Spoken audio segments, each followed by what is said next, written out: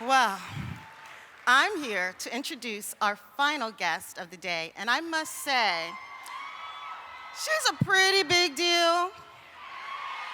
Yes. In short, she is a media mogul, a talk show host, a network owner, a philanthropist, a producer, an actress, and an inspiration to us all. Actually, she is a legend. And yes, and what I know for sure is that she is definitely worth the wait.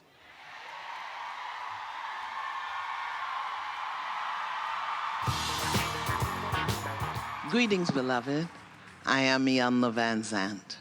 And as you know, for the past 14 years, I've been with you every Essence Music Festival to close out the empowerment stage. Well, until today. Today, because of a medical emergency, I am unable to be with you. But I want you to know that I'm okay. Everything is fine. And as soon as I get the lesson, I'm going to let you know what it is. What I also have discovered in this experience is, as a woman, usually when you find yourself in a really tight jam and your back is up against the wall, it's usually another woman, a sister friend that will come and get you out of that jam. And that's exactly what has happened for me today. So, for the first time ever on the Essence Music Festival Empowerment stage, my friend, my sister friend, a beautiful, powerful sister woman that we all know. She's going to close it out with y'all today. Please welcome Miss Oprah Winfrey.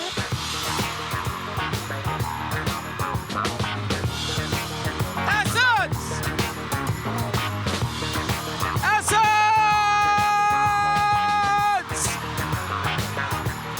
Woo!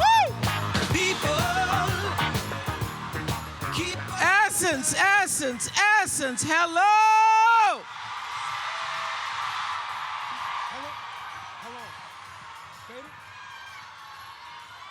My first time here. What took me so long? What took me so long? All I gotta say is, it's beyond happiness to be here. And pretty women wonder where my secret lies. 'Cause I'm not that cute or built to suit a fashion model size. But when I start to tell them, they say, girl, you telling lies. I said, no, it's in the reach of my arms. It's in the span of my hips. It's in the curl of my lips. And when you see me walking, it ought to make you proud, and you understand why my head's never bowed. It's in the bend of my hand. The need for my care, 'cause I'm a woman phenomenally phenomenal. Sometimes I walk into a room just as cool as you please, and to a man, the fellas either stand or fall down on their knees. Then they start swarming all around me like a hive of honeybees. I say, whoa, must be this fire in my eyes.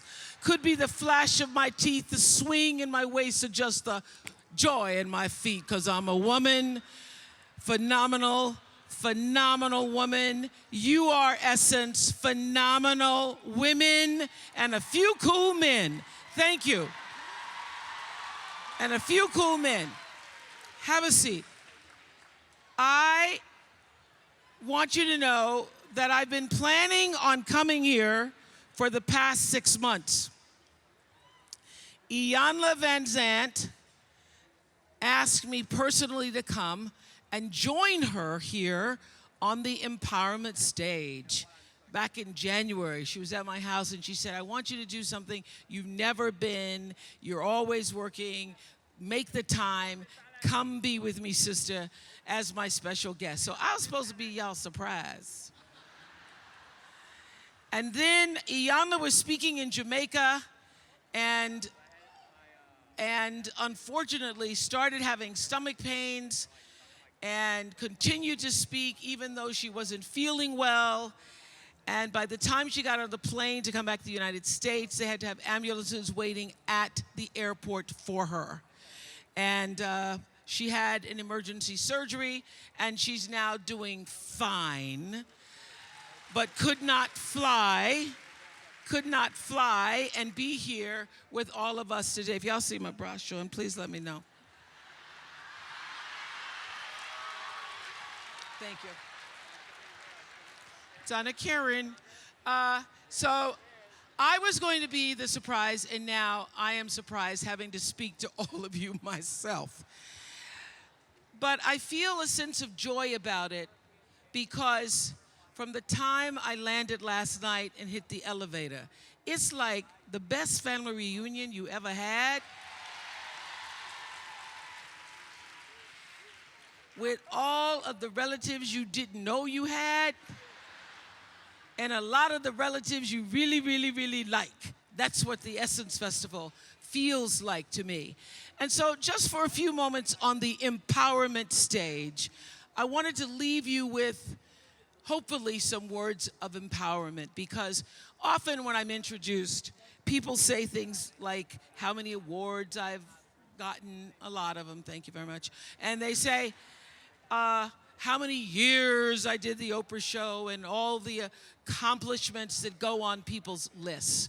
But because this is an empowerment stage, I want to leave you, hopefully, with something that you can take home that not only empowers, but emboldens you to live the life that God intended. Because this is what people don't know, because you can't tell everybody. I am who I am. One black woman, my hand in God's hand, trusting in that word, because that word never failed me. And I got to where I am, and I stand as I am, as Maya Angelou often says, and often said, and says in her poem to our grandmothers, every time you see me, I come as one, but I stand as 10,000. Every time you see me, I come as one, but I stand as 10,000. So it's just not me standing up here.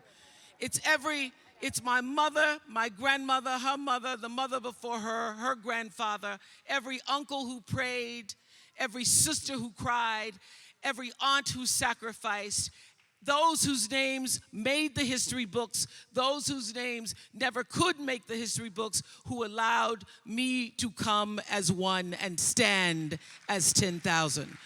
So oftentimes when I walk into a room just as cool as you please, and I can't see another black face in a 50-mile radius, I stand and sit at the boards as one, but I'm bringing the 10,000 behind me. Because I not only know who I am, but I also know whose I am. And so anything you hear about me that feels good, sounds good, you think about, I wonder what Oprah's doing, how's she doing? I am living the dream. And I want you to live the dream, because I'm not living the dream because I'm special. I'm living the dream because I was obedient to the call of the dream. So I want you to leave here today thinking about what is the dream for you? What is God's dream for you? What does the Creator's dream hold for you? So often we spend our lives wishing and hoping and hoping and wishing and desiring things. This is what I know for sure. You don't get what you wish for. You don't even get what you hope for. You get what you believe. So what is it you believe and know to be God's dream for you? So I live in the dream. I'm living in the space of the dream. And dream's good, dream's good. The dream is greater than anything that I could have imagined. You know, when I was a little girl, my father, on Sunday mornings after church, he was a deacon, so he thought he had to say goodbye to every single person. We were the last car leaving the parking lot in the green Oldsmobile. And we would drive through the white people's neighborhoods. And I used to dream the dream, driving through the white people's neighborhoods. We drive through white people's neighborhoods and you'd see their fancy houses. Some of them had gates, but all of them had trees. And I remember when I first came to Baltimore, I met a friend. Hello, Baltimore in the house. When I first came to Baltimore, I made friends with a wonderful woman named Arlene Weiner. She was the wealthiest person I'd ever met.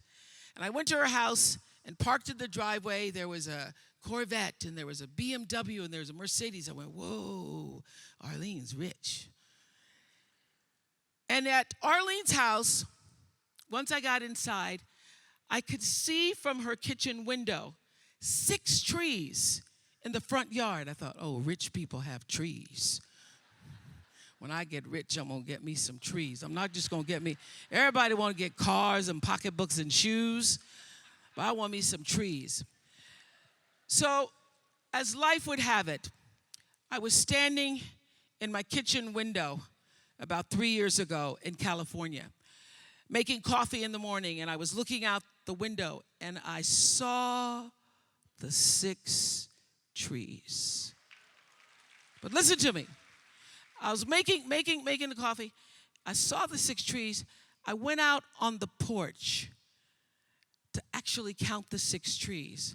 And this is what I noticed, that I could dream the 6, but beyond the 6 trees in my kitchen window are 3,687 trees. How do I know? Because I had them counted.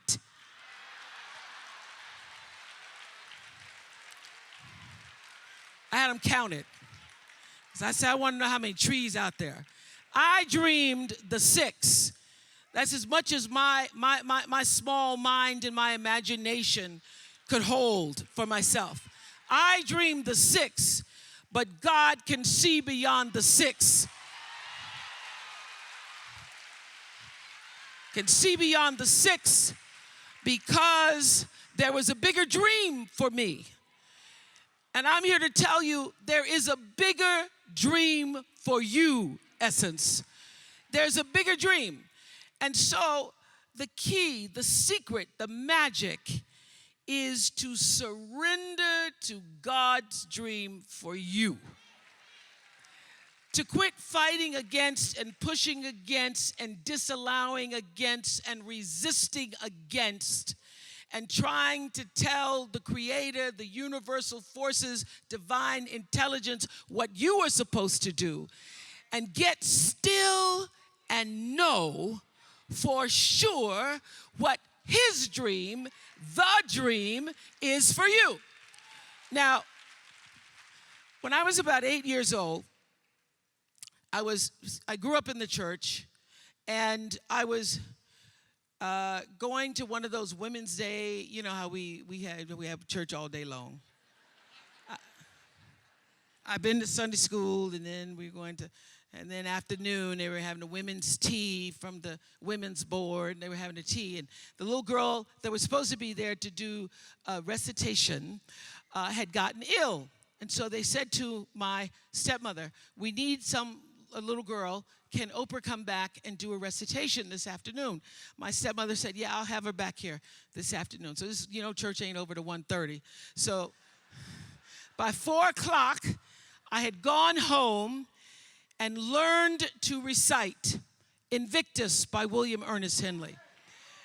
Now, it starts out of the night that covers me, black as a pit from pole to pole, I thank whatever gods may be for my unconquerable soul. I was reciting it and doing the pit from pole to pole. I didn't know what I was saying. But at the end of the poem, there is the stanza that says, it matters not how straight the gate, how charged with punishment the scroll.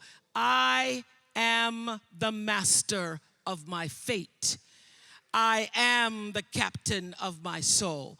Now, my little 8-year-old brain didn't really fully understand the power and depth of those words, but they sounded good enough for me to write them down and put them on my mirror.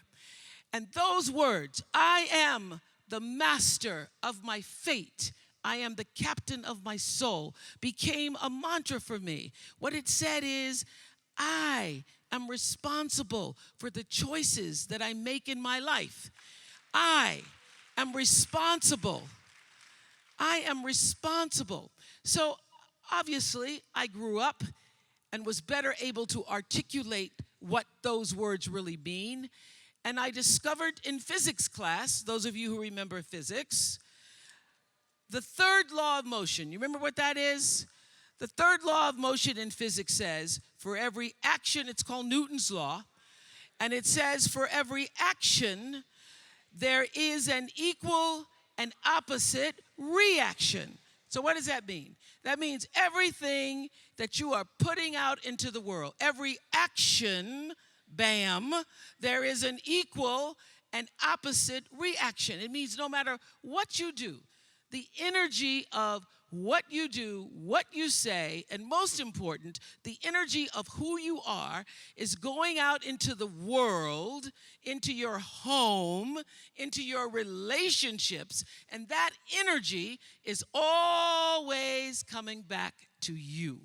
You are responsible for the energy that you are pulling out into the world, because that very energy, bam, is coming right back to you every single time, whether you believe it or not, because it is law. It is law. It is law that what you put out into the world is coming back. Now, in our country and many countries all over the world, they call this the golden rule. They say, do unto others as you would have them do unto you. The truth is, whatever you do is already done. The truth is, so when I learned this, that I am the person who gets to control what comes back to me based upon what I'm putting out. Miss Seeley tried to tell y'all in The Color Purple.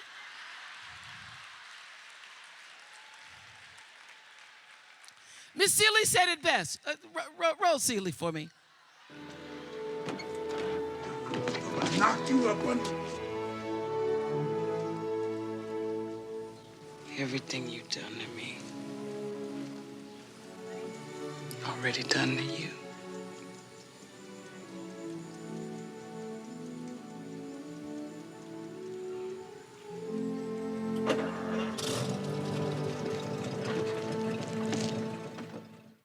That's real. That's law. That's not just some words that Alice Walker wrote. That is law. Everything you try to do is already done. So when I figured that out, what I'm putting out is what's coming back, let me get real clear about what it is I'm putting out. Real clear. So I read a book about 1989 called Seed of the Soul. And in that book, Gary Zukav talked about the laws of karma, of the laws of cause and effect, the third law of motion. And in that book, he talked about how your intention is always one with the law. Meaning, before you even think about a thing, you have an intention for the thing. And that the intention is going to determine the outcome. That's why the same people can go to the same church service and somebody walk down the aisle just to be seen to put some money in the church, and somebody else who just goes and just has a little bit to offer.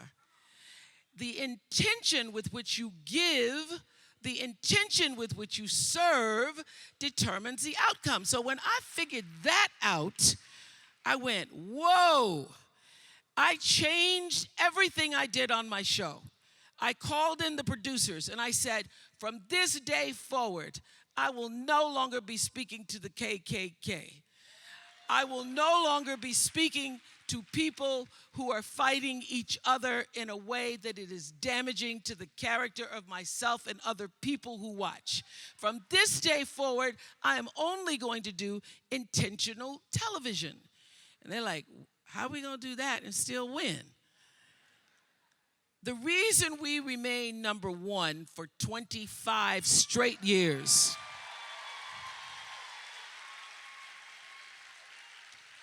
is because every single day I would have a pre-show meeting and have the producers come in and state to me, what is your intention? How do we want to use whoever is on this show, whatever is happening on this show, to serve the audience in a way that fulfills the mission of uplifting, enlightening, encouraging, as well as entertaining. And if it doesn't do that, then I can't do it. I can't put my name on it. So I use this principle of intention for everything. I don't do anything without thinking about what is the real reason, what is the real motivation, what is the energy of my intention that's going to go into my thoughts and action and then be returned back to me. It is law. It's law. So the very first time I practiced this principle, there was a woman on the show whose daughter had been murdered by her boyfriend. And I went into the green room. I said, I'm going to see if this works. I said, can you tell me what's your intention? I said, tell me what's your intention in being here. And she said, what do you mean? I'm here because your producers asked me to come. I said, but what is the reason you said yes? What did you intend when you said yes? And she said, I wanted people to know. Everybody asked me about my daughter's death and how she was murdered by her boyfriend. But I wanted people to know that my daughter was a real person. My daughter was loved, and she loved us. I want people to know that my daughter had a life that goes beyond her death, that's bigger than her death, that her life was bigger than her death. I said, okay, I can help you with that intention. Let me tell you what I intend. I intend to literally exploit your daughter's life, to tell the story in such a way that every other 16-year-old girl who is being abused by her 18-year-old boyfriend will see themselves in the story of your daughter. They will hear that she had a life. They will hear that everything seemed normal on the outside, but see themselves in her story and be able to be empowered by the life and death of your daughter. So every question that I ask you is not me trying to be just a voyeur. I'm using and asking the questions explicitly for a reason, for an intention to get people to see themselves. That is the first show I won an Emmy for. And I will say that this principle of intention I use in everything. For the last interview that I did with Whitney Houston, we did the, hey girl, how you doing? Oh my God, good to see you. So. Then I say, turn the cameras off. I say, Whitney, tell me, what is your intention? Why are you doing this interview? Why did you want to sit with me? What is it you want to happen at the end of these 2 hours? Tell me what it is you want, because I control the mic and I can make sure that happens. And I've used that principle for every area of my life. I don't do anything, and I ask that you consider not doing anything that you don't truly intend. Do not allow yourself to be marginalized and defined by other people's agendas and intentions, because the power of your story lies in your personal intention. So it is my intention to fulfill the dream of the Creator. It is my intention to live to the highest calling and be pressed to the mark of the highest calling that I have come to do. And when you can ask the Creator, ask that which made you you, what is your dream for me? I guarantee you, instead of you trying to define the dream, what is your dream for me? If you're able to lean into the dream that the universe and all the forces of of light and love and power and grace by all the names that we call God has for you. Nobody can touch you. Nobody can touch you. That is the power of your phenomenon. Now, everybody works hard, and everybody has their own dreams. There was a time where I used to spend a lot of energy wanting things. Of course, it's easy for me to say, oh, things don't define you because I got a lot of things. Things are nice. I like them. But this is what I learned.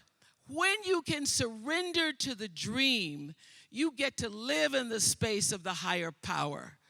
You get to live in the space that you purposefully have come to earth to claim for yourself.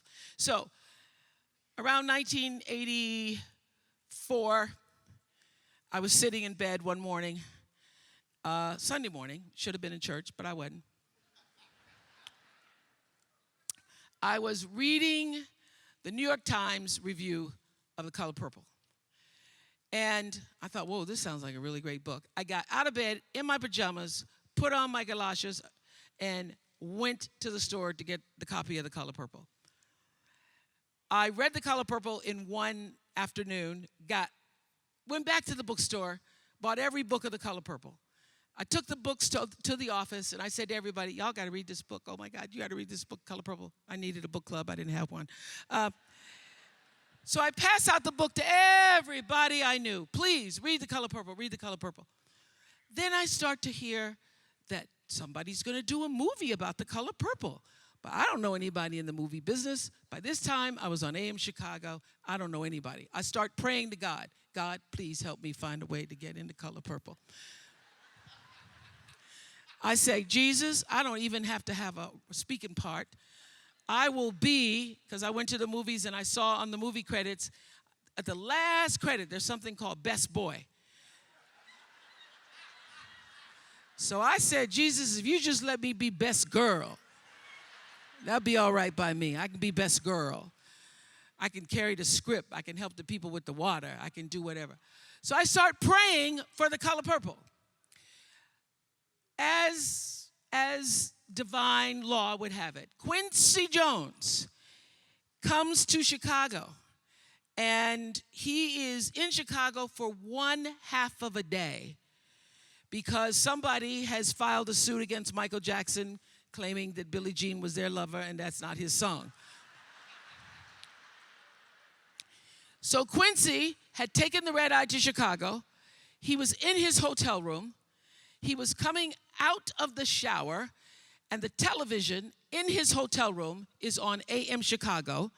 There sits little chubby me with my Jerry curl on AM Chicago.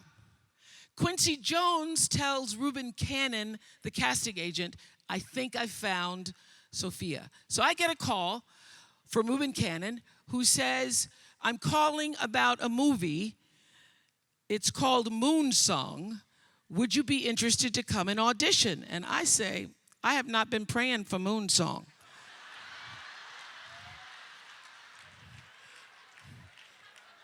No. I have not been praying for Moon Song. I've been praying for The Color Purple. He said, well, I think you should come and audition. So I go to audition. You know, movie people, they're making everything all secret. Steven Spielberg didn't want anybody to know he was doing Color Purple. So on the outside of the script, it says Moon Song. But I know all the words by heart. So when I open the script, I know this is The Color Purple, Jesus. This is The Color Purple. Yes. So I auditioned for The Color Purple. I can't even believe it. They don't just want me to be the water girl or the best girl. They are asking me, do I want a part in the movie? Oh, I'm thinking prayer. Prayer works. Prayer works. But listen to this. 3 months pass. 3 months is a long time. I auditioned in February, March, April, May comes. I haven't heard anything. So I call Reuben Cannon. I say, Mr. Cannon, I'm sorry, sir, I haven't heard anything. I expected to hear something by now. And Reuben Cannon, African-American man, says to me, you don't call me, I call you. And I didn't call you. Do you understand that I have real actresses who have auditioned for this part? Real actresses. And he tells me who just left his office. And I went, well, okay, I'm not getting that part. So I hang up the phone and I start crying. I can't believe that God has played this trick on me. I think, this is a trick. So I decide that this is because the fat has finally caught up with me. The fat has finally caught up with me, and now I must get rid of the fat in 2 weeks.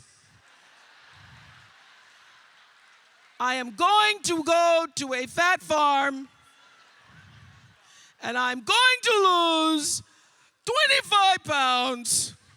I'm going to drink a lot of green juice. I'm going to have some cleanses and colonics. So I also was trying to make peace with it.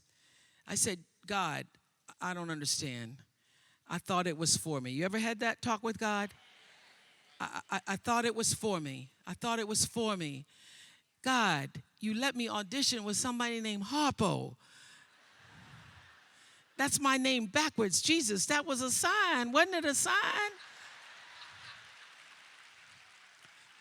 And then 3 months pass, and then Reuben Cannon says, real actresses have just left his office.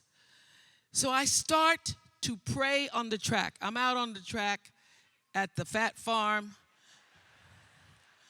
and I am running around at the track at the fat farm. It starts to rain. Y'all know how that is. But I don't even care, because I am praying to God to help me to let it go. Help me let it go, because now I've become obsessed with it and it's now controlling my life. I start praying, running around the track.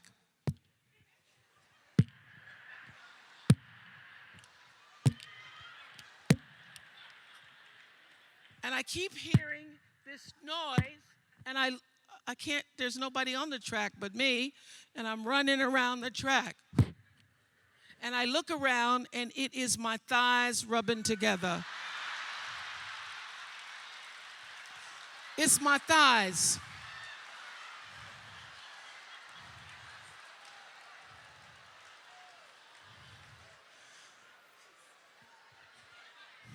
My thighs are rubbing together, causing this thunderous sound. There's nobody on the track. So then I really start to cry. Oh, Lord, help me. Help me let it go. Help me let it go. Help me let it go, God. Help me let it go. And you ever did this prayer where you say, okay, Lord, okay, I'm going to let it go. Then you get up and you go, well, I think I still got a little bit of it. I did. Help me let it go, but I am not going to be able to see the other actress in my part. I won't be able to see it. I won't be able to see Color Purple. Just can't never see it the rest of my life. I won't be able to see it. So then I started, I don't know where it came from. I surrender all. I surrender all. All to thee, my blessed Savior, I surrender all. I sang and I cried. I sang and I cried and I prayed some more until I could reach the point where not only will I be able to go to the movie, but I can bless the other actress. I can bless her. I can say, I bless you. I bless you. I bless you with this. I surrender all. I surrender all. All to thee, my blessed Savior. I surrender all. And I tell you, in my greatest testimony that the instant I laid that thing down,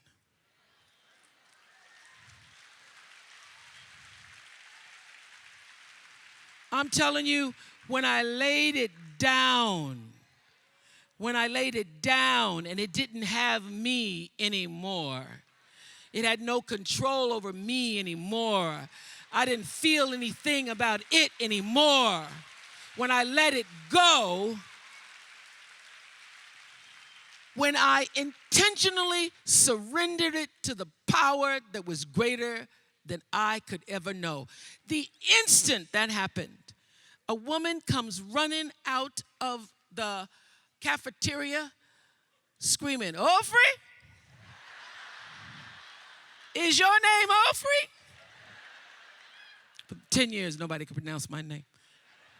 I said, "Yes." She said, "Somebody's on the telephone for you. He said his name's Spielberg." I get to the phone.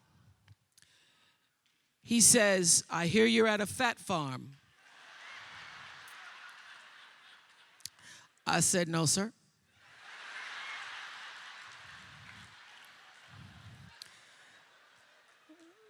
This is a health retreat.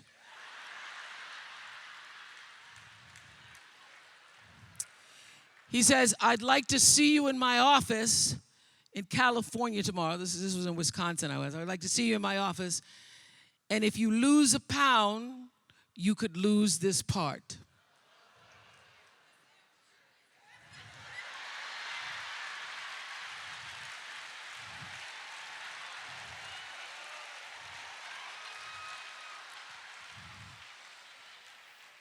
No problem do I have.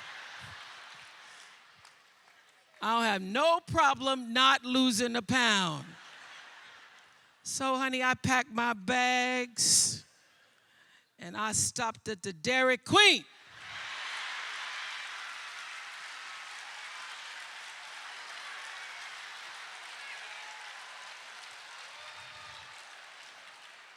I got 3 scoops just in case I'd lost half a pound. And the next day, I was in Steven Spielberg's office, and he said, "You're hired. You're hired."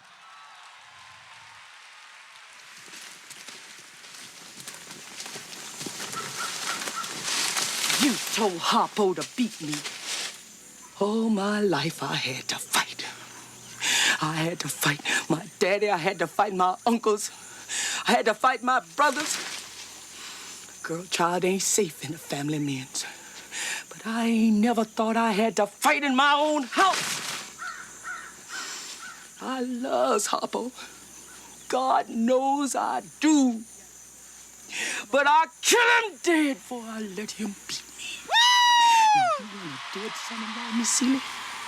You keep on advising him like you do. This life be over soon.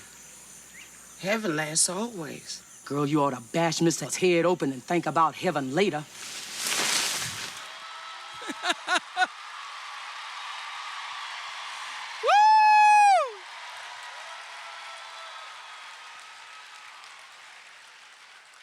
The Color Purple was a life-changing event for me because it taught me that you can dream the dream and that God can have a bigger dream. But most importantly, it taught me the power of surrender. It taught me when you've done everything you can do, you don't just have to stand.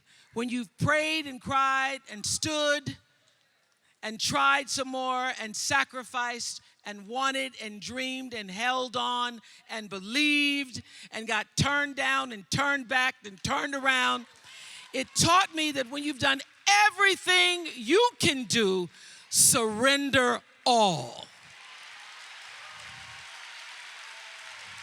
Surrender all.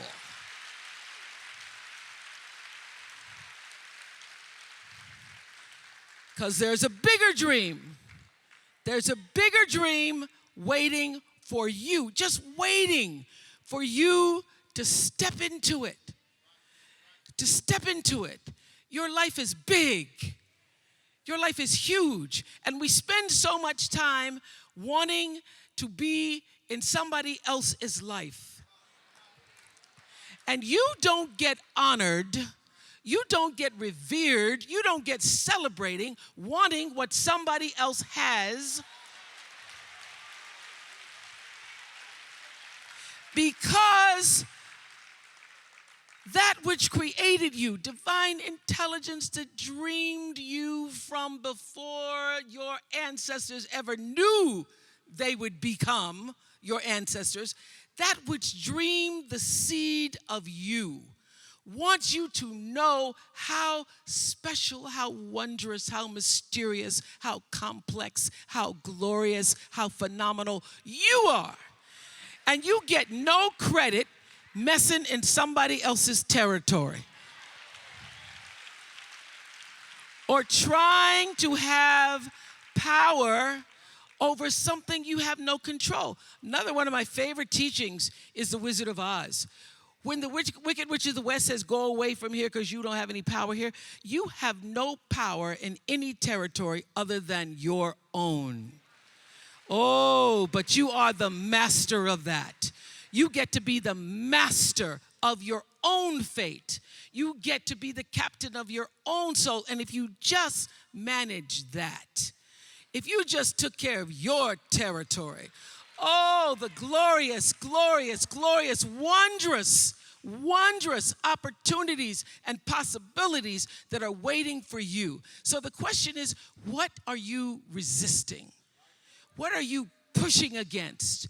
What are you not allowing? What are you blocking because you have this idea of who and what you're supposed to be, instead of leaning into the dream that's already been created and waiting for you? It's waiting for you. And the second, it's an instant thing. It's a shift in the way you see yourself and the power from which you have come. So, I went through some tough times after I left the Oprah show. I made a conscious decision that I did not want to be sitting on TV with the Oprah show and y'all saying, she should have left that show. That show was really good 2 years ago. I made a conscious decision that when I felt I had said all that I could say and the audience had heard it, that I would move on and that I would not spend my life regretting or trying to hold on to what used to be or hold on to what I had. So I dreamed this dream of starting a network. And in the beginning, it was a struggle. It was a struggle because honest to goodness, I did not know what I was doing.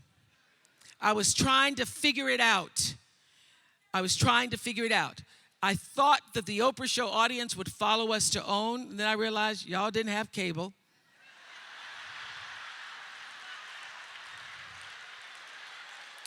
And if you had cable, you did not have the OWN package. So it took me a minute. And unlike most people who you get to have your mistakes in private, something doesn't go right in your life, you get to sulk about it in private.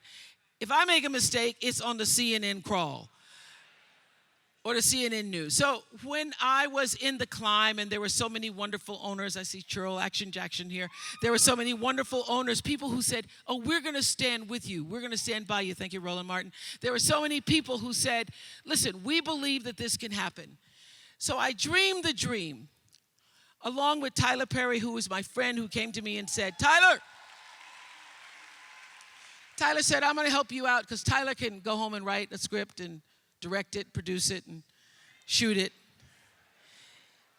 and do it for less money than anybody in Hollywood. So we started with a foundation of have and have nots.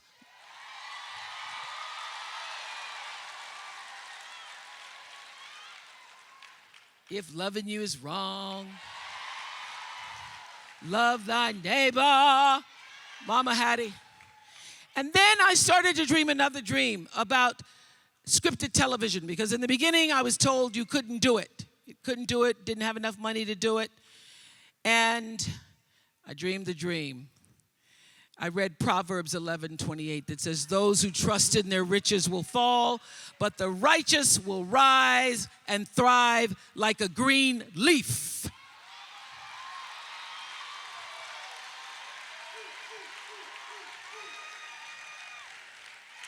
And now we have this remarkable series every Wednesday night at 10, Greenleaf.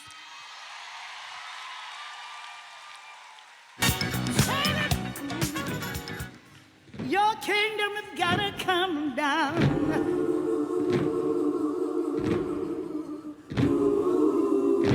For the preachers, for the mothers, for the deacons, oh yes. We're gonna tag Greenleaf, all new your Wednesdays, 10, 9 kingdom Central, down. on OWN, and catch up on the Watch OWN app.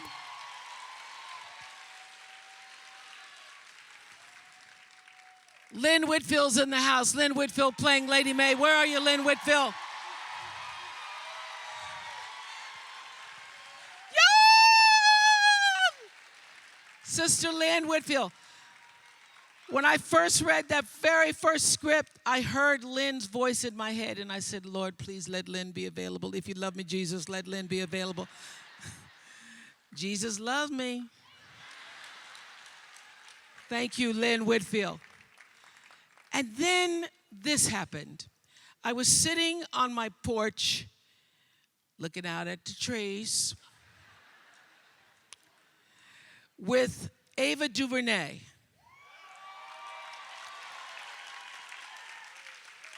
Now, Ava had just finished doing Selma, and I was trying to convince her to come sit on the porch, take a break, just take a week, Ava, come up.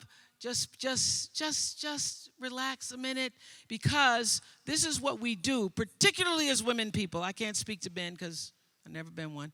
But as women people, we will run ourselves empty. And this I know because I've done it. You want to have your cup overflowing so you have enough to give to everybody else. And you can't keep giving from an empty cup. So I had this conversation with Ava, and she listened to me. Ava, come on up here. Ava.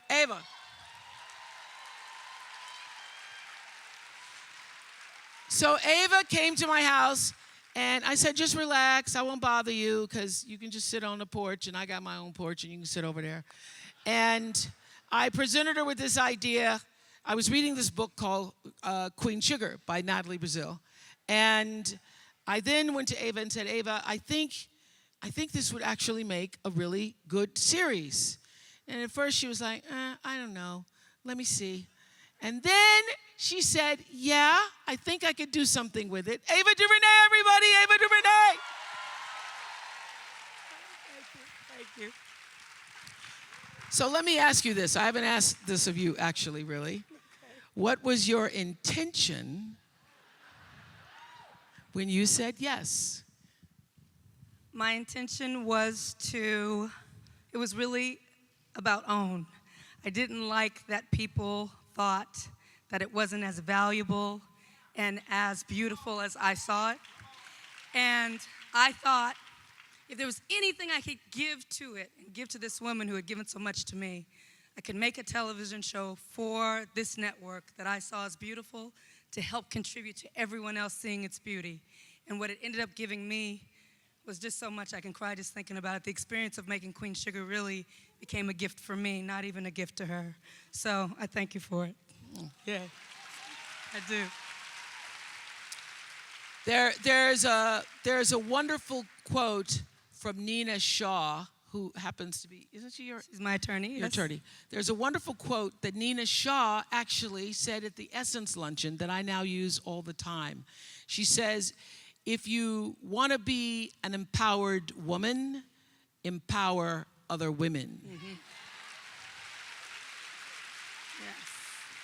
And that is what we have done on this project with Queen Sugar, because not only did Ava DuVernay create it and direct the first 2 episodes and manage everything in production along with a whole team, but she empowered and hired all-female directors for our Queen Sugar. Yes. So take a look. Take a look. Yes. There you go.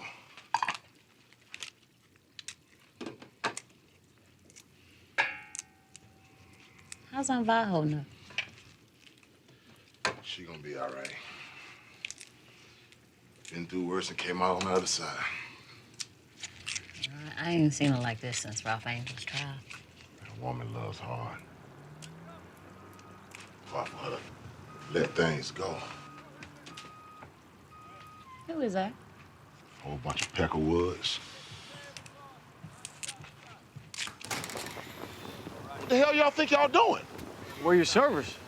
We're here to set up for tomorrow. Ain't nobody called for no service. You need to pack that bitch up and go back to New Orleans.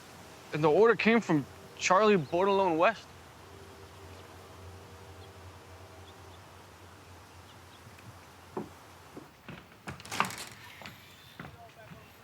What the hell is that out there?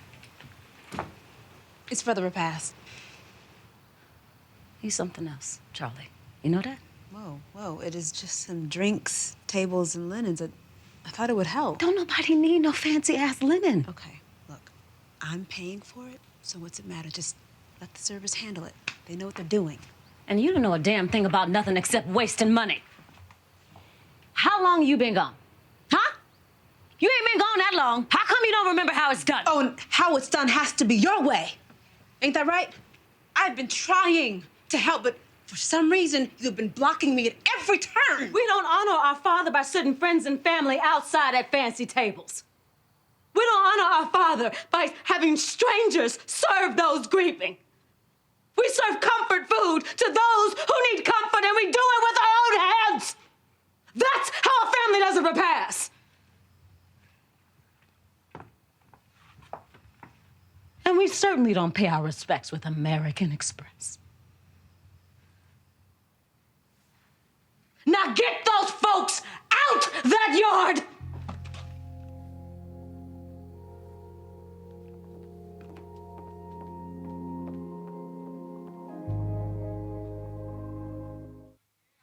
That's Queen Sugar. I'd like to bring up the cast of Queen Sugar. All right, the cast of Queen Sugar coming up. Queen Sugar, come along this side.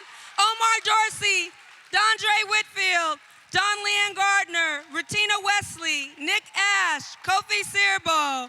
Everyone come on up, Tina Lifford. And as they come up, Owen has given us this beautiful, beautiful launch. We'll be following in the footsteps of our big sister, Greenleaf. And we'll be debuting on September 6th and 7th in a 2-night premiere. It's a couple months away. We showed it to you first here at Essence. And here's this beautiful cast. You'll get to know them pretty soon, but you say you saw them here. Here they are, Dondre Whitfield, Kofi Sirbo, Don Leanne Gardner, Rutina Wesley, Tina Lifford, Nick Ash, and Omar Dorsey. Yay. I just want to say the fact that this series and Greenleaf, Lynn, coming up here too, because we can't see you. Lynn, you still there? Lynn, join us up here, because we can't see you. The fact that Lady Mae, Greenleaf, and Queen Sugar is happening, and happening on a network that carries my name. It's God at his finest.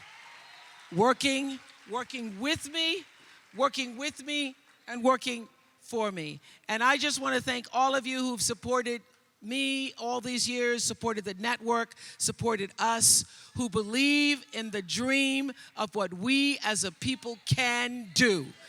Thank you so much. Thank you so much.